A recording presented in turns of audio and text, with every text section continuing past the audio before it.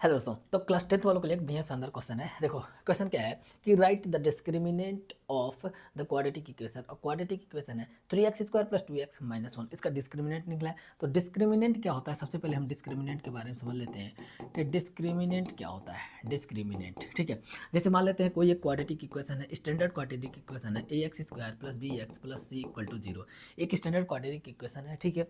यहाँ पर a क्या है, कोफिशिएंट ऑफ x², b क्या है, कोफिशिएंट ऑफ x, c क्या है, कांस्टेंट टर्म। बोलो इतनी चीज़ समझे कि नहीं।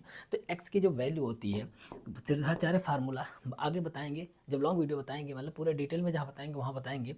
पहले फिलहाल फिर सिर्फ फार्मूला याद कर लो, क्या होता है, माइनस का b² - 4ac और अपॉन में क्या होता है 2a। ये क्या कहलाता है, ये इसका सोल्यूशन कहता है। इस क्वाड्रेटिक इक्वेशन का ये सोल्यूशन है, जिसमें a b c क्या है, a जो है coefficient of x², b coefficient of x, c और कांस्टेंट टर्म है। यहाँ पर इसका देख लो, यहाँ पर दिखाया गया है, ठीक है। अच्छा, यहाँ पर जो ये वाली वैल्यू दिख रही है, ये वाला, ये इसमें जो रूट के अंदर जो वैल्यू है, इसको हम बोलते हैं डिस्क्रिमिनेंट, यानी इसको हम डी से रिप्रेजेंट करते हैं।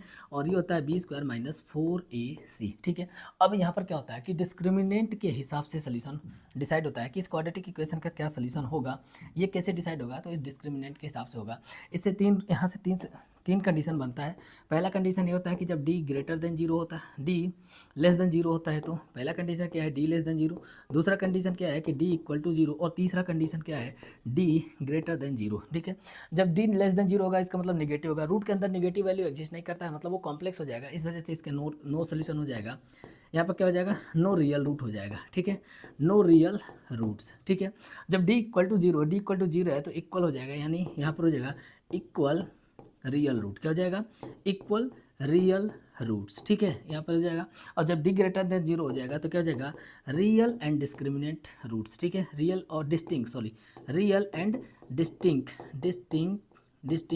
रूट्स, ठीक है। बोलो समझ में आया कि नहीं आया, ठीक है। बस यही कंडीशन हमें देखना है, डिस्क्रिमिनेंट यही होता है, बस इसमें हमें यही निकालना है। क्या है, यहाँ पर a की वैल्यू देखेंगे तो क्या दे रखा है, 3 दे रखा है, b की वैल्यू देखेंगे 2 दे रखा है, और c की वैल्यू -1, ठीक है। तो d = क्या हो जाएगा, डिस्क्रिमिनेंट हमसे पूछ रहा है, ठीक है। तो d = क्या होता है, b² - 4ac। तो क्या हो जाएगा, b² की वैल्यू रखेंगे, 2 का स्क्वायर क्या हो जाएगा, 4 हो जाएगा, -4।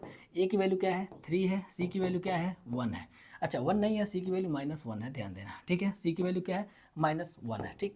तो 4, अच्छा माइनस इंटू माइनस क्या हो जाएगा, प्लस हो जाएगा, 4 3 12 हो जाएगा। तो d की वैल्यू देखेंगे कितना हो जाएगा, 16 हो जाएगा, ठीक है। d की वैल्यू क्या हो गया, 16 ग्रेटर देन 0 है, इसका मतलब इसके दो रियल एंड डिस्टिंक्ट रूट्स आएगा। बोलो समझ में आया कि नहीं।